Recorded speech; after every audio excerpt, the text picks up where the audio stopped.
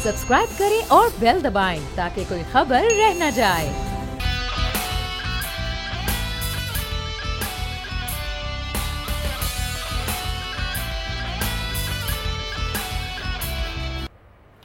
अस्सलामुअलैकुम नाज़रीन, प्रोग्राम में आपको कहेंगे खुशामदीद। मैं हूं महविश तबस्सुम और मेरे साथ मौजूद हैं बोल न्यूज़ के एडिटर इन चीफ नज़ीर लगारी साहब।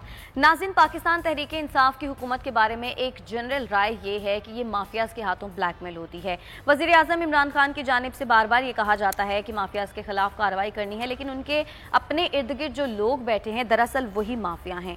वज़ीर आज़म इमरान खान के करीबी साथी जहांगीर तरीन के खिलाफ तो कार्रवाई का आगाज़ हो गया है, लेकिन सिर्फ जहांगीर तरीन ही नहीं है बल्कि और भी बहुत सारे लोग हैं जिनके खिलाफ कार्रवाई होनी चाहिए, जो अवाम को दिन में तारे दिखाते हैं लेकिन अपनी तिजोरियां भरने में मसरूफ हैं। पिछले 10 सालों की अगर बात की जाए तो वफाकी वजीर खुसरो बख्तियार और उनके अहले खाना के जो असासजात हैं उनमें होशरुबा इजाफा देखने में आया। असासजात इतने ज़्यादा बढ़ गए और अवाम इतनी परेशान रही, और ये सारा चीनी स्कैंडल है। अब हुआ ये है कि वफाकी वजीर खुसरो बख्तियार के जो भाई हैं मखदूम शहरियार साहब, उनके खिलाफ तो कार्रवाई का आगाज़ कर दिया गया है, लेकिन जो खुसरो बख्तियार साहब हैं उनको सनत व पैदावार की वजारत दे दी गई है। अब उनको ये वजारत मिल गई है तो किस तरह माफिया के खिलाफ कार्रवाई होगी, किस तरह ये सारा मामला चलेगा, इस पर बात करने के लिए हमारे साथ आज मौजूद होंगे प्रोग्राम में जिन्होंने पटिशन दायर की है, राना एहसन साहब, वो हमारे साथ मौजूद होंगे। इसके अलावा पीटीआई के ज़िला रहीम यार खान के सदर मियाँ गौस मोहम्मद भी हमारे साथ मौजूद होंगे। इस सारी सूरत हाल पर उनसे बात करेंगे, लेकिन पहले आपको एक रिपोर्ट दिखाते हैं कि ये सारा मामला आखिर है क्या। और नाज़रीन, रिपोर्ट के मुताबिक अहले खाना के जो असासे हैं वो 100 अरब से भी तजावुज़ कर गए, और इस सारे मामले में जो पटिशनर हैं रईस एहसन साहब वो हमारे साथ मौजूद हैं, और पीटीआई के ज़िला रहीम यार खान के जो साबिक सदर हैं मियाँ गौस मोहम्मद साहब, उन्होंने भी हमें ज्वाइन कर लिया है। आप दोनों मेहमानों का बहुत बहुत शुक्रिया।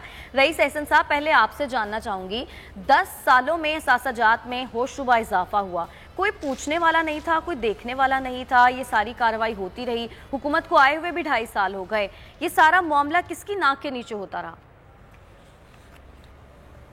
बिस्मिल्लाहिर्रहमानिर्रहीम। पहले तो मैं बोल न्यूज़ का मशकूर हूँ और जनाब मोहतरम लगारी साहब का इंतहाई मैं मशकूर हूँ कि उन्होंने मुझे मौका दिया है कि मैं अपने मौक़िफ़। हेलो, आवाज़ आ रही है आपको? जी जी। हेलो जी जी, आप बोलिए। मैं मशकूर हूँ कि मुझे इस टॉपिक के ऊपर मौका दिया। लगारी इंतहाई मोहतरम हमारे सीनियर जर्नलिस्ट हैं लगारी साहब। मैं गुजारिश कर दूँ कि अब गुजारिश ये है कि ये 10-12 साल में, अब मैं इनका जो थोड़ा सा बैकग्राउंड दे दूं ताकि आपको सारी कहानी समझने में आसानी हो जाए। ये बेसिकली मखदूम जो फैमिली है बेसिकली 20-22 मुरब्बे की ज़िम्मेदार थी, और इनका सिर्फ टोटल ज़रिया माश यही था, जिसकी मैक्सिमम 3 से 4 करोड़ के करीब इनकी सालाना एनुअल जो है ना इनकी इनकम बनती है। ये कब की बात कर रहे हैं? अब सवाल ये पैदा होता है जी, किस सन की बात करें, कब है सर? ये सर कोई 10 से 12 साल पहले की बात है। ठीक है ना जी? ठीक है। तो मैं ये गुजारिश कर रहा हूँ कि वो कौन सी ऐसी गिदड़ सिंगी है या कौन सा ऐसा मेथड है कि अब ये जो डीजी ने मुल्तान ने पहली इंक्वायरी की, इनके एसेट 100 अरब रुपए के करीब से इबाब हो गए हैं 10-12 साल में, और इसके बाद दूसरी जो इंक्वायरी चल रही है डीजी नैब लाहौर में, वो तकरीबन कोई 300 अरब रुपए के करीब की जो है ना उसकी रिपोर्ट्स है, और उसके ऊपर मेरी कंटेम्प्ट ऑफ कोर्ट भी पेंडिंग है ऑनरेबल सुप्रीम कोर्ट में। अच्छा, आप ये बताते हैं कि इससे पहले जो है इनके असासे कितने थे? यानी ये अब अगर आप 100 अरब हो गए हैं या 300 अरब हो गए हैं जी, तो इनके असासे पहले कब थे, कितने थे? मैं ये गुजारिश कर दूँ 2018 में, और जो इससे पहले 2013 में इन्होंने अपने नॉमिनेशन पेपर सबमिट करवाए इलेक्शन कमीशन ऑफ पाकिस्तान में, और एफिडेविट दिया। उसमें ये मेंशन करते हैं, जो बड़े भाई हैं मखदूम खुसरो बख्तियार जो फेडरल मिनिस्टर हैं, वो कहते हैं कि मेरे एसेट्स की जो वैल्यू है वो 20 करोड़ के करीब है, और जो छोटा है जो सूबाई वज़ीर ख़जाना है पंजाब का, वो मेंशन करते हैं अपने नॉमिनेशन पेपर में एफिडेविट में 30 करोड़ रुपए के करीब। जबकि میں نے ڈی جی نیب ملتان میں کرمنل کمپلینٹ فائل کی، جس کے اوپر میری وہ ویریفیکیشن ہوئی، انکوائری منظور ہوئی، انویسٹیگیشن ہوئی، اور اس کے تحت اب ان کے ایسٹ 100 ارب روپے سے بھی تجاوز کر چکے ہیں۔ یہ آن دی ریکارڈ ہے، اور اس کا کوئی زیادہ ٹائم نہیں ہوا، یہ تقریباً 10 سے 12 سال کا عرصے میں ان کے جو ہیں ہوئے ہیں۔ اچھا، ایک بھائی کی جائیداد 20 کروڑ، دوسرے بھائی کی جائیداد 30 کروڑ، یہ 50 کروڑ ہوتے ہیں، اور اب ان کے اثاثے آپ بتا رہے ہیں کہ 100 ارب سے تجاوز کر چکے ہیں۔ تو کوئی اس طرح کا کوئی حکومت کی طرف سے یا کسی ادارے کی طرف سے یا نیب کی طرف سے کوئی ایسی کارروائی ہوئی ہے، کوئی ریفرنس تیار ہو رہا ہے، کیا اس سلسلے میں کچھ ہو رہا ہے کہ یہ مینز سے زیادہ ایسٹس کیسے بن گئے، یہ وسائل سے زیادہ ایسٹ کیسے بنے ہیں؟ لغاری صاحب، آپ نے بہت اچھا سوال کیا۔ گزارش یہ ہے کہ جب میں نے کرمنل کمپلینٹ فائل کی، یہ سارا سٹارٹ کیا، ان کی جو میل پریکٹس سے انہوں نے ایسٹس بنائے ہیں، ادارے نے سست روی کا مظاہرہ کیا۔ مجھے 3 سال ہو گیا رات دن اس کے اوپر محنت کر کے، انکوائری بڑی مشکل سے وہ Lahore high court, honourable Lahore high court کے حکم پر ہوئی، اب انویسٹیگیشن چل رہی ہے، تو یہ صورتحال ہے اب ان کی۔ اچھا، اس ساری صورتحال میں میاں غیاث صاحب موجود ہیں ہمارے ساتھ، یہ پی ٹی آئی کے رہنما ہیں، بہت جو پچھلے کئی برسوں سے ان کا ایک مستقل عمران خان کے وکیل کے طور پر کام کرتے رہے، پورے ضلع میں انہوں نے بہت کام کیا، اور قومی اسمبلی کا الیکشن لڑا انہوں نے۔ ان کے ایک بھائی قومی اسمبلی کے ممبر ہیں، ایک چھوٹے بھائی اس وقت بھی پنجاب اسمبلی کے ممبر ہیں۔ تو آپ کیا سمجھتے ہیں، آپ کی پارٹی کا معاملہ ہے یہ یہاں تک پہنچ گیا ہے اور اب اس سلسلے میں بات ہو رہی ہے، آپ سمجھتے ہیں کہ آپ کی حکومت نے یا آپ کی پارٹی نے ڈیلیور کیا ہے، اور خاص طور پر آپ کے جن رکن اسمبلی اور وفاقی وزیر کے بارے میں بات ہو رہی ہے، ان کے بارے میں یہ اس طرح کے چارجز جو ہیں جو رئیس احسن صاحب لگا رہے ہیں، ان کو آپ کیا سمجھتے ہیں، ٹھیک ہیں، درست ہیں یا غلط ہیں؟ میں لغاری صاحب عرض کروں کہ میں ڈسٹرکٹ رحیم یار خان کا رہائشی ہوں، اور وہاں 55 لاکھ کی آبادی جو ہے نا، وہ بقول عمران خان صاحب کے کہ یہ ایک شوگر مافیا ہے۔ میں اس کو شوگر مافیا کا نام نہیں دوں گا، میں ان کو ایک خرکار کیمپ کہوں گا، کہ وہاں کی 55 لاکھ کی آبادی کے ساتھ یہ ظلم بھی کرتے ہیں، زیادتی بھی کرتے ہیں، گنا بھی لوٹتے ہیں، مزدوروں کو پورا حق بھی نہیں دیتے، اور انتظامیہ ہر چیز کو، پورے سسٹم کو، نظام کو اپنے پاور میں رہ کے مفلوج کر کے وہاں 55 لاکھ کی آبادی کو انہوں نے بہت تنگ کیا۔ ویسے اوورآل دیکھا جائے تو شوگر کین گروور جو ہے، سندھ ہو، جنوبی پنجاب ہو یا اپر پنجاب ہو، وہ پچھلے 10 سال میں بہت پستی۔ آپ کیا صرف خسرو بختیار صاحب کی بات کر رہے ہیں کہ وہی ایسا کرتے ہیں اور ان کے علاوہ اور کوئی نہیں ہے یہاں؟ نہیں، ان کے علاوہ اگر دیکھا جائے تو سندھ میں اومنی گروپ ہے، ایسے جنوبی پنجاب میں جہانگیر ترین صاحب ہیں، اور ان کی 6 شوگر ملیں ہیں، 3 ان کے رشتہ داروں کی ہیں۔ اسی طرح آر وائی کے گروپ جو ہے وہ 5 سے 6 شوگر ملیں ہیں، جس میں مونا سلائی، خسرو بختیار، ہاشم جوان بخت، اور عمر شہریار، اور چودھری منیر، مریم بی بی کے سمدھی، یہ 5 بندے آر وائی کے گروپ میں ہیں جن کی 6 شوگر ملیں۔ اچھا، مریم بی بی کا بھی آپ وضاحت کر دیں۔ مریم بی بی، مریم اورنگزیب بھی ہیں، مریم نواز شریف بھی ہیں، آپ پتہ نہیں کس کی بات کر رہے ہیں۔ نہیں، یہ مریم بی بی، مریم نواز کی میں بات کر رہا ہوں۔ اور آج کل جہانگیر ترین صاحب کا ایشو چلا ہوا ہے، اس کی ایک باریکی میں یہ بھی بتا دوں کہ 2019 میں مریم نواز صاحبہ کی ایک شوگر مل تھی گلف، جس میں چودھری منیر صاحب کا شیئر تھا اور مریم نواز صاحبہ کا شیئر تھا، اور جہانگیر ترین صاحب نے 2019 میں ان سے خریدی۔ اور 2017 کی میں آپ کو بات کروں، جو خاص طور پہ جنوبی پنجاب میں شوگر کین گروور کے ساتھ بہت بڑا ظلم ہوا تھا اور 90 ارب روپے کا ان کو لاس دیا گیا، وہ یہ ہوا کہ یہاں اپر پنجاب سے 3 ملیں وہاں شفٹ ہوئیں، اور ان کا سٹے سپریم کورٹ سے ہوا، اور لوگوں نے بڑی کوشش کی کہ 1 سال یہ چل جائیں، ہزاروں ایکڑ لوگوں کو آگ لگانی پڑی، اور ایک ٹرم تھی ٹوکا پرمٹ، 180 روپے سرکاری ریٹ تھا، اور 120 روپے کے حساب سے لوگوں سے ان ساری شوگر مل مافیا نے خریدا، اور کم از کم 90 ارب روپیہ وہاں کے کاشتکاروں کا، خاص طور پہ ساؤتھ پنجاب کے کاشتکاروں کا نقصان ہوا۔ اور اس سال کے بعد آج تک کاشتکار جو ہے نا وہ سیدھے نہیں ہو سکے۔ باقی کاشتکاروں کی اس سال جو ہے نا وہ میں عمران خان صاحب کو کریڈٹ دوں گا, عثمان بوزدار کو کریڈٹ دوں گا کہ شکر ہے ان کی اپنی شوگر ملیں نہیں ہیں, اور عمران خان صاحب ایک کریڈیبل بندے ہیں.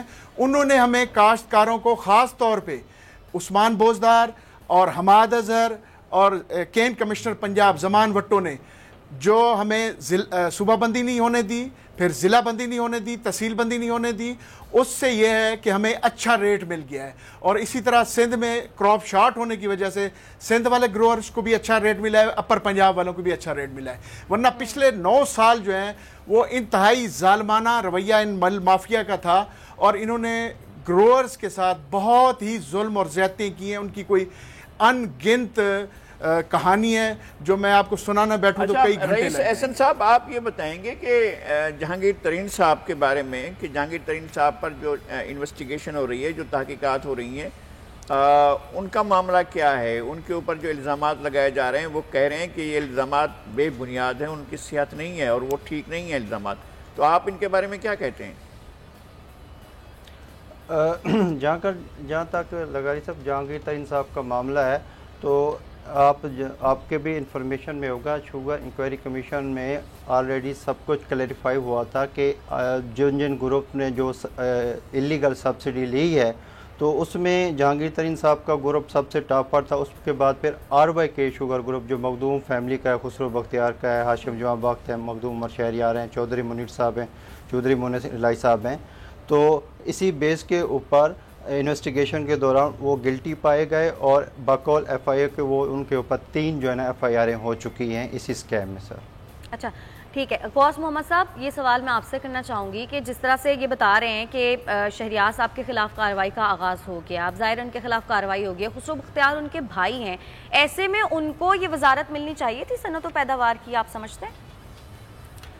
نہیں, جہاں تک میں آپ کو ایک بات بتاؤں, جو لاسٹ سیزن گزرا ہے نا اس میں ہمارے گروورز کا سب سے بڑا وکیل جو تھا وہ حماد اظہر صاحب تھے, اور انہوں نے سینٹ اور قومی اسمبلی کے فلور پہ کھڑے ہو کے کہا تھا کہ شوگر کین گروور جو ہے اس کی مرضی, چاہے اپنا گنا جہاں لے جائے.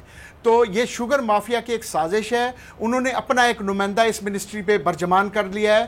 اور اب میں آپ کو یہ بتانا چاہتا ہوں اس فورم سے کہ یہ لکھ لیں کہ اگلے چند دن میں یہی چینی 120, 150 اور 250 تک بکے گی. اور یہ شوگر مافیا جو ہے نا ایسے ہوگا جیسے ایک دفعہ ہماری تحریک انصاف جماعت سے غلطی ہوئی, عامر کیانی نے 500 گنا دوائیوں کی ریٹ بڑھا دیے, اس پہ ہمیں پبلک کو فیس کرنا پڑا اور وکالت کرنی پڑی اور دلائل دینے پڑے. پھر ندیم بابر والی غلطی ہوئی, اب یہ خسرو بختیار والی بھی 2-3 مہینے بعد ایسے محسوس ہوتا ہے کہ ہمیں یہ غلطی تسلیم کرنی پڑے گی کہ واقعی یہ منسٹری اس کو دے کے اسپیشلی جو کنزیومر ہے. بات کی ہے کہ اگر چینی کی قیمت آنے والے دنوں میں 150 اور 250 تک جاتی ہے تو لوگوں کی تو سکت نہیں ہے, لوگ تو یہ نہیں خرید سکیں گے. تو پھر شوگر مافیا کے خلاف آپریشن کے کیا نتائج نکلیں گے؟ اگر یہی نتائج نکلنے تو آپریشن نہ ہوتا اچھا تھا. میں آپ کو ایک عرض کر دوں کہ جہاں تک ہے نا شوگر مافیا, یہ آپس میں ایک ہی فیملی ہے. جیسے چودھری منیر صاحب ہیں مریم نواز کے سمدھی, وہ خسرو بختیار صاحب کے پارٹنر ہیں, ایسے مونس الہی صاحب خسرو بختیار صاحب کے پارٹنر ہیں, جہانگیر ترین احمد محمود صاحب پارٹنر ہیں, اسی طرح اومنی گروپ اور اپر پنجاب میں میاں نواز شریف صاحبان کی ملیں ہیں. تو یہ آپس میں بیٹھ کے اپنے پرسنل انٹرسٹ کے تحت سازش کر کے ایسا گھیرا دیتے ہیں اور حکومتوں کو پہلے یہ کہتے ہیں کہ جی اوہو کاشتکار کا نقصان ہو جائے گا, آپ ہمیں جو ہے نا یہ ریٹ طے کریں, پر کاشتکار کو لوٹ کے پھر کہتے ہیں جی اب ہمیں مہنگی چینی بیچنے دیں, اگلے سال ہم ملیں کیسے چلائیں گے, پھر ملیں نہیں چلائیں گے تو کاشتکار آپ کو پریشان کرے گا. پھر یہ حکومت کے پاس چلے جاتے ہیں کہ جی ہمیں تو نقصان ہو گیا, ہمیں سبسڈی دیں, پھر ٹیکس پیئر کا پیسہ وہ لے لیتے ہیں, پھر یہ چمن کے راستے ٹرک اپنے گھما کے واپس لے آتے ہیں اور کہتے ہیں جی ہم نے ایکسپورٹ کی ہے تو ریبیٹ دیں. تو ان کے مختلف طریقے ہیں اور چند ہاتھوں میں 12, 14, 15 2020 اور 21 میں گنا جو ہے وہ اس کے کیا ریٹ رہے؟ گنا کس ریٹ پر لیا ہے شوگر ملوں نے؟ آپ کہہ رہے ہیں میں آپ کو ایک عرض کر دوں کہ جی میں آپ کو ایک عرض کر دوں کہ بات یہ ہے کہ ہمارے جنوبی پنجاب میں اسپیشلی ساؤتھ پنجاب میں 12.5% ایوریج ریکوری آتی ہے. 100 روپے سے چینی لگائیں تو تقریباً 5 کلو ایک من سے چینی نکلتی ہے 500 روپے کی, اور 215 روپے اس کا بکاس کا ریٹ تھا, اور 140 کی وہ ہو گئی 640 روپے ہو گئے.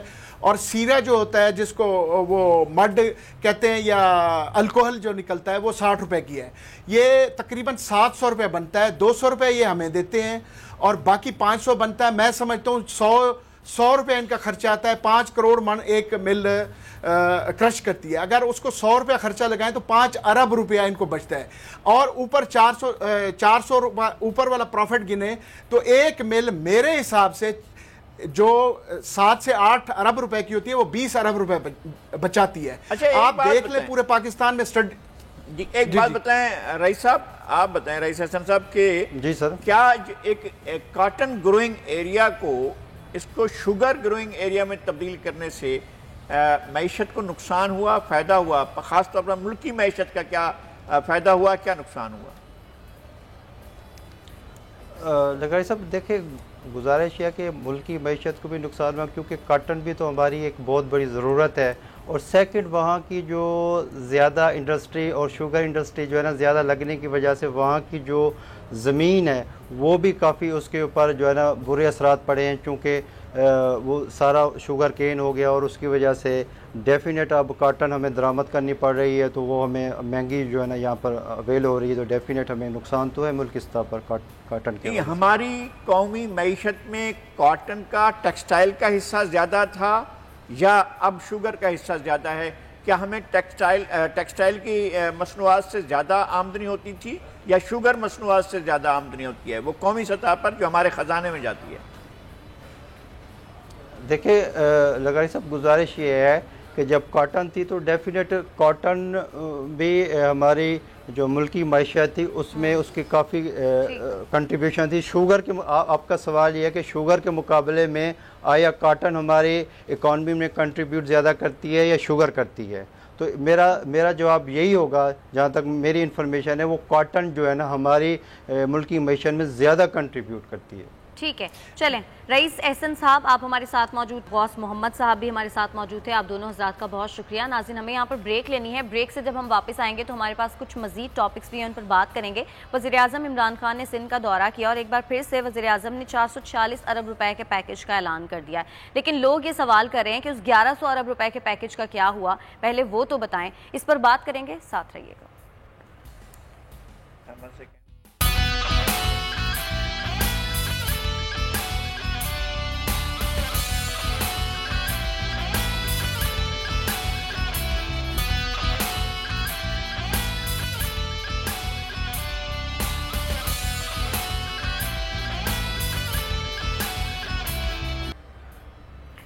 ناظرین وزیراعظم عمران خان نے سندھ کا دورہ کیا اور سندھ کے لیے 446 ارب روپے کے پیکج کا اعلان کیا, لیکن اس سے پہلے ستمبر 2019 میں کراچی کے لیے 162 ارب روپے کے پیکج کا اعلان کیا گیا تھا. اس کے بعد ستمبر 2020 میں کراچی ٹرانسفارمیشن کے لیے 1113 ارب روپے کے تاریخی پیکج کا اعلان کیا گیا تھا.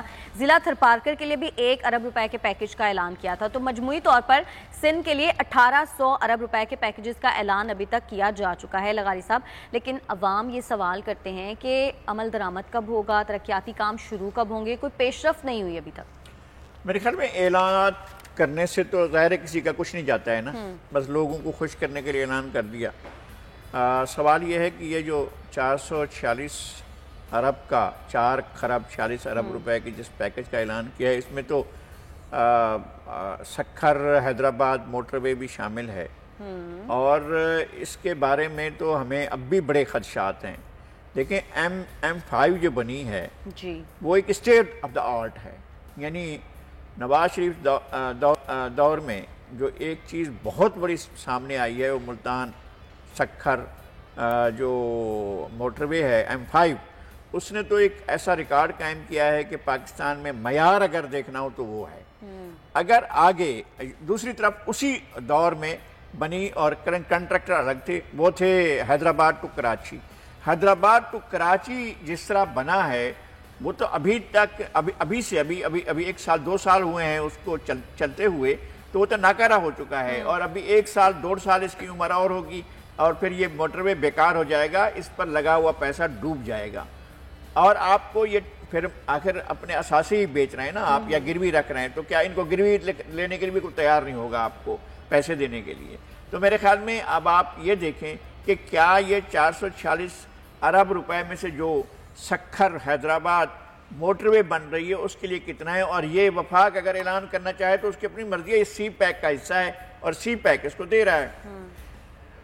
بہت سے اعلانات کیے گئے لیکن ان پر کام نہیں ہوا. جیسے بتایا گیا تھا نا کہ حیدرآباد میں یونیورسٹی زمین موجود نہیں ہے, چارٹر ہے نہیں, باقاعدہ اس کا نام تک رکھا نہیں گیا, لیکن وزیر اعظم نے 2 سال پہلے افتتاح کر دیا.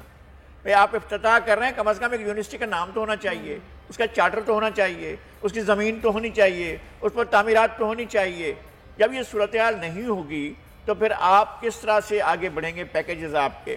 آپ نے کہا تھا کہ جناب یہ اس کی ذمہ داری لیے ہوئے پچھلی حکومت نے لیا. 2014 میں گرین بس کا سلسلہ شروع ہوا, وہ گرین بس پچھلی حکومت نہیں بنا سکی, پھر اس حکومت کو آئے ہوئے 3.25 سال ہونے کو ہیں, پھر یہ حکومت جو ہے لگی ہوئی ہے, اور اس حکومت نے بھی گرین بس کو مکمل نہیں کیا. اگرچہ اسد عمر صاحب فرما چکے ہیں کہ وہ جون میں اس کا افتتاح کریں گے, میں سمجھتا ہوں جون میں بھی نہیں ہو سکے گا, جولائی میں بھی نہیں ہو سکے گا, اگست میں بھی ممکن نہیں ہے, اس لیے کہ گرین بس کے لیے تو کوئی کام ہی نہیں ہو رہا ہے نا. اگر کام ہو رہا ہو تو ہم کہیں کہ ٹھیک ہے کام ہو رہا ہے, لیکن وہاں کوئی کام نہیں ہو رہا ہے, لگتا نہیں ہے.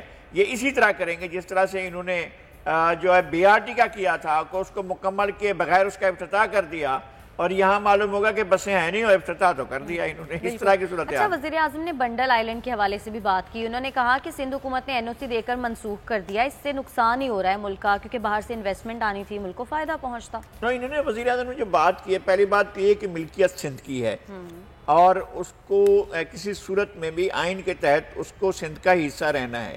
آپ اس پر پروجیکٹ دینے والے کس طرح سے آپ پروجیکٹ دے سکتے ہیں, آپ نے اس سلسلے میں کتنی مشاورت کی. پہلی بات یہ کہ 40 ارب کی انویسٹمنٹ آئے گی. بھائی اس زمین کی قیمت کا اندازہ ہے, وہ 40 ارب ڈالر سے بھی زیادہ کی زمین ہے جس زمین پر آپ بنا رہے ہیں. تو آپ اگر اپنی زمین کو بے توقیر کریں گے اور اس کی کوئی حیثیت نہیں ہوگی, میں نہیں کہتا ہوں کہ وہاں بننی چاہیے, وہاں پر آپ نیچر کو تباہ کریں گے, وہاں پر آپ بالکل اس کا نہیں خیال رکھیں گے کہ کس طرح سے پریزرو کرنا ہے چیزوں کو. تو ویسے بھی اس کا فیصلہ سندھ حکومت کو کرنا ہے. اگر وفاقی حکومت سندھ حکومت کے ساتھ مل کر کوئی پروجیکٹ بناتی ہے تو سندھ حکومت کو اعتماد ملے, اور اسٹیک ہولڈرز جو ہیں, وہاں پر رہنے والے لوگ جو ہیں, جہاں وہاں ماہی گیر رہتے ہیں, وہ لیں, ان کو آپ کیا کریں گے. بعد میں ان لوگوں کو جو اصل مالک ہوتے ہیں ان کو تو وہ مالی کی نوکری نہیں ملتی, ایون سپر کی نوکری بھی نہیں ملتی ہے, ان کے پاس تو کچھ بھی نہیں ہوتا ہے. میں نے دیکھا ہے ایک جزیرہ ایران کا, جہاں پر 9 میل کا جزیرہ ہے, لیکن وہ دنیا کا ایک بڑا تجارتی مرکز ہے. مقامی آدمی جو 400 کے قریب ہیں, جن کو کوئی بیچارے دربدر گھوم رہے ہیں, ان کو کوئی نوکری نہیں ملتی ہے. تو آپ دیکھیں کہ آپ وہاں کے لوگوں کا, جن کی اونرشپ ہے, ان کے بارے میں کیا سوچتے ہیں. اور دوسری بات یہ کہ بہت کم بتایا گیا ہے, جو کہا گیا ہے کہ اتنی انویسٹمنٹ ہوگی. اتنی انویسٹمنٹ کچھ بھی نہیں آپ کو ڈیلیور کرے گی. بالکل صحیح. اچھا لغاری صاحب, وفاقی کابینہ میں پھر سے تبدیلی کی گئی ہے, بہت سارے محکمے ہیں جن کی وزارتیں گئیں, تو وزارتیں تبدیل کرنے سے آپ کو لگتا ہے کہ کوئی بہتری بھی آ سکتی ہے کارکردگی میں؟ نہیں, ایک تو یہ ہے کہ آپ کے پاس وزارت خزانہ جو ہے ایک مشکل وزارت ہے, جس کو سنبھالنے کے لیے ایک ماہر ہمیں منگوانا پڑتا ہے. یعنی اب تک یہ ہوتا رہا ہے, بہت کم ایسے وزراء ہیں جو لوکل انڈیجینس, یعنی پاکستان کے اپنے اندر کے لوگ ہیں, یعنی باہر کے اداروں کے تنخواہوں والے لوگ نہیں ہیں. ایک ڈاکٹر مبشر حسن تھے, وہ پاکستان میں تھے, پاکستان کی ایک پولیٹیکل پارٹی کے رہنما تھے, اور وہ نہ کسی آئی ایم ایف کے ایجنٹ تھے, نہ وہ کسی ورلڈ بینک کے اعلی کار تھے, نہ سٹی بینک سے آئے تھے, کہیں سے بھی نہیں آئے تھے. وہ یہاں پر تھے, ایک انجینئر تھے, اور انہوں نے وزیر خزانہ کے طور پر ایک اچھی اکنامی بھی چلائی تھی. ایک بات یہ. اور دوسرے جو ہیں وہ اسحاق ڈار صاحب, وہ کسی ورلڈ بینک کے نمائندے نہیں ہیں, کسی ادارے, عالمی مالیاتی ادارے کے رکن نہیں ہیں, انہوں نے بھی ذرا اچھی چلائی. باقی حفیظ شیخ صاحب ہیں, شوکت ترین صاحب ہیں, اس طرح کے اور تاریخ میں بھرے پڑے ہیں. وہ جو ایوب خان کے تھے, محمد شعیب, وہ بھی باہر سے منگوائے گئے تھے. وزارت خزانہ کے لیے لوگ آپ کو عالمی اداروں سے منگوانے پڑتے ہیں, وہ آ کر آپ کی خزانہ کی پالیسیاں بناتے ہیں, اس لیے وہ آپ کا کبھی معیشت اٹھ نہیں پاتی ہے.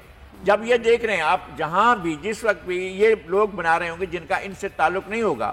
اسحاق ڈار نے بنائی تھی نا, وہ 5.8 پر جا رہی تھی آپ کی اکنامی. اور اب جو ہے 1.0 سے بھی نیچے جا رہی ہے، یعنی آپ ترقی معکوس کر رہے ہیں، تو وہ تو آپ کے لیے نقصان دہ ہوگا. ٹھیک ہے آپ بدل دیں. لیکن صرف وزیر خزانہ کی بات نہیں ہے، بار بار وزارتیں تبدیل ہو جاتی ہیں. خسرو بختیار صاحب کو اب نئی عطا کیا گیا ہے، جس طرح سے ابھی آپ نے سنا ہے، خود سنا رئیس احسن صاحب اور میاں غوث صاحب سے کہ وہ بتا یہ رہے تھے کہ جناب یہ آپ کی چینی جو ہے مہنگی ہونے جا رہی ہے، اس لیے کہ اب آپ نے پہلے ان کو دوسری وزارت میں رکھ کر ان کو فائدہ پہنچایا ہے، اب جو ہے ان کو وزیر صنعت اور وزیر پیداوار بنا دیا گیا ہے. اب جو صنعتوں کے بھی وزیر ہیں اور پیداوار کے بھی وزیر ہیں، اب اپنے شوگر کے انٹرسٹ کو دیکھیں گے، ان پر ویسے ہی مقدمات ہیں. اب اگر چینی مہنگی ہوتی ہے، مجھے تو وہ زمانہ یاد آ رہا ہے جب افتخار محمد چودھری نے حد لگا دی تھی کہ 40 روپے قیمت مقرر کر دی ہے. مطلب یہ عدالتیں نہیں کرتی ہیں، مارکیٹ فورسز بھی نہیں کرتی، مافیاز کرتی ہیں، اور مافیاز کے آگے یہ حکومت دو زانو ہو کر جھکی ہوئی ہے. یہ حکومت پاکستان کے عوام کا انٹرسٹ سرو نہیں کرتی ہے، پاکستان کے ماسز کو نہیں دیکھتی ہے، وہ صرف دیکھتی ہے کہ مافیا کا کہاں. اب یہ اتنی اہم وزارتیں جو اصل اسٹیک ہولڈر ہیں، جس کا اسٹیک ہے وہ اپنا اسٹیک دیکھے گا نا، جس کا اپنا مفاد ہے وہ اپنا مفاد دیکھے گا. کلیش آف انٹرسٹ نہیں ہوگا. پاکستان کا اور ایک ذمہ دار کا یا ایک انڈسٹریلسٹ کا اگر مفاد کا کنٹراس ہوتا ہے، مفاد کا مقابلہ ہوتا ہے، تو وہ اپنے مفاد کو دیکھے گا، پاکستان کے مفاد کو نہیں دیکھے گا. نہیں دیکھا ہے، اب تک بھی نہیں دیکھا ہے. تو اب آپ نے دے دی وزارت، وہ صنعت اور تجارت کی ان کے حوالے کر دی ہے، صنعت اور پیداوار کی ان کے حوالے کر دی جناب خسرو بختیار کے. پھر آپ دیکھیں پاکستان آگے کس طرح بڑھتا ہے. اچھا صحیح لگا صاحب. پی ڈی ایم کے حوالے سے بات کر لیتے ہیں. رانا ثناء اللہ صاحب نے کہا ہے کہ ملک میں آزاد انتخابات ضروری ہیں اور اپوزیشن کی تمام جماعتیں حکومت کے خلاف متحد ہیں. امید ہے پیپلز پارٹی بھی ساتھ دے گی. ان کو ابھی بھی یہ لگتا ہے کہ پیپلز پارٹی ان کا ساتھ دے گی؟ میرا اب بھی یہ گمان ہے کہ جب یہ آ رہی ہیں 3-4 روز کے لیے، تو شاید ان کی اعلانیہ یا خفیہ ملاقات بلاول ہاؤس کے آس پاس یا بلاول ہاؤس میں ہو جائے. اعلانیہ ہوگی تو بلاول ہاؤس تو بہت ناراض ہے. ہاں پیپلز پارٹی تو بہت ناراض ہے، انہوں نے تو استعفے دے دیے. کوشش ہوگی کہ یہ ان کو منائیں، لیکن دیکھنا ہوگا ادھر زرداری صاحب اور بلاول بھٹو زرداری بھی یہ دیکھیں گے کہ بدلتے ہوئے حالات میں ان کا ساتھ رہنا ٹھیک ہے یا ساتھ نہ رہنا ٹھیک ہے. تو اس کے بارے میں وہ ناپ تول کر رہے ہوں گے، اپنا حساب کر کے فیصلہ. تو وہ تو یہی چاہیں گے نا کہ ان کی جو شرائط ہیں وہ اپنی کنڈیشنز کے اوپر ہی آئیں. انہوں نے تو یہ کہنا ہے کہ استعفے نہیں دینے اور لانگ مارچ کرنا ہے. اس میں یہ بھی نہیں مانیں گے. اب تو یہ اس بات کے لیے تیار ہو جائیں گے کہ جناب جس طرح رانا ثناء اللہ صاحب کہہ رہے ہیں گزشتہ کئی روز سے کہ جہانگیر ترین صاحب جو ہے ان کی جیب میں پڑی ہیں حکومتیں، تو ایک جیب میں جو ہے وفاقی اور ایک جیب میں صوبائی حکومت، ایک ہاتھ پر وفاقی حکومت ایک ہاتھ میں صوبائی حکومت. تو اس وقت وفاق کی حکومت اور پنجاب کی حکومت تو ان کے رحم و کرم پر ہے، جہانگیر ترین کے. تو اگر اس میں نواز شریف اور پی ایم ایل این آ کر شامل ہوتی ہے تو یہ حکومتیں تو گئیں، اور ان کی جگہ پر جو ہے وہ چینج ہو جائے گی اور نیا سیٹ اپ آ جائے گا. آپ نے ابھی بھی سن لیا ہے کہ ان کے مالی مفادات عمران خان صاحب کے ساتھ تو نہیں ہے نا. جو ان کے اتحادیے ہیں، کاف لیگ جو ہے، وہ ان کے انٹرسٹ تو ادھر ہیں، شراکت دار بھی، کاروباری شراکت داریاں بھی ادھر ہیں. اگر وہ فیصلہ کرتے ہیں کہ ایک ساتھ آ کر بیٹھتے ہیں اور جو ہے وہ حکومتوں کو تبدیل کرتے ہیں، تو یہ فیصلہ ان کے لیے آسان ہو سکتا ہے. اور یہی بات پیپلز پارٹی کر رہی تھی کہ بھائی آپ انہی اسمبلیوں کو آگے لے جائیں. وہ تو صرف مولانا صاحب کا دباؤ ہے. مجھے یاد پڑتا ہے آپ کا خیال یہ تھا کہ پیپلز پارٹی کبھی بھی پی ڈی ایم کو چھوڑے گی نہیں، پی ڈی ایم سے ریزائن نہیں کرے گی، لیکن انہوں نے پی ڈی ایم سے ہی ریزائن کر دیا. آپ عہدوں سے ریزائن کیا تھا. انہوں نے پی ڈی ایم سے الگ ہونے کا اعلان نہیں کیا. ان کا یہ شکایت تھی اور جائز شکایت تھی کہ کسی پارٹی کو شوکاز دینے کا حق نہیں ہے. کوئی بھی پارٹی، میں کہتا ہوں شاہد خاقان عباسی سے کہا کیا کام تھا کہ وہ کسی کو جو ہے وہ شوکاز جاری کریں. ان کا کوئی کام نہیں تھا. شوکاز تو ایک ملازم کو ایک آقا سے ریزائن کرنا ایسا ہی ہے نا کہ پی ڈی ایم کو چھوڑ دینا، پی ڈی ایم سے الگ ہو جانا. نہیں، پی ڈی ایم کے عہدے انہوں نے چھوڑے ہیں، پی ڈی ایم سے علیحدگی اختیار نہیں کی ہے. تو اس میں فرق کیا ہے؟ فرق یہ ہے کہ دروازہ کھلا ہوا ہے. اچھا، ابھی بھی آپ کو یہ لگتا ہے کہ دروازہ کھلا ہوا ہے؟ جب تک لگتا ہے، جب تک یہ رہیں گے تو مجھے لگے گا کہ ابھی تک دروازہ کھلا ہوا. اور آپ یہ سمجھتے ہیں کہ بہتر ہوگا اگر یہ پی ڈی ایم کا ساتھ دیتے ہیں؟ مجھے بہتر اور بدتر کا نہیں معلوم ہے. میں نہیں کہہ سکتا ہوں کہ بہتر ہوگا کہ بہتر نہیں ہوگا. اس بارے میں پیپلز پارٹی کی لیڈرشپ کو خود سوچنا ہے. اس لیے کہ انہوں نے اگر سندھ تک محدود رہنا ہے تو ٹھیک ہے جی، بالکل یہیں رہیں. اگر انہیں پنجاب بھی جانا ہے तो फिर उनको देखना होगा, सोचना होगा। ठीक है, ब्रेक ले लेते। ब्रेक से जब हम वापस आएंगे तो कोरोना वायरस के हवाले से बात करेंगे। केसेस तो बड़ी तेजी से बढ़ रहे हैं, लेकिन हम देख रहे हैं कि हफ्ते में जो 2 रोज कारोबार की बंदिश है, उस हवाले से सिंध हुकूमत का फैसला मुस्तरद कर दिया गया है कारोबारी हजरात की जानिब से, और जो हॉल्स एसोसिएशन है उनकी जानिब से भी ये कहा गया है कि हॉल्स को हम बंद नहीं कर सकते। इस पर बात करेंगे, साथ रहिए।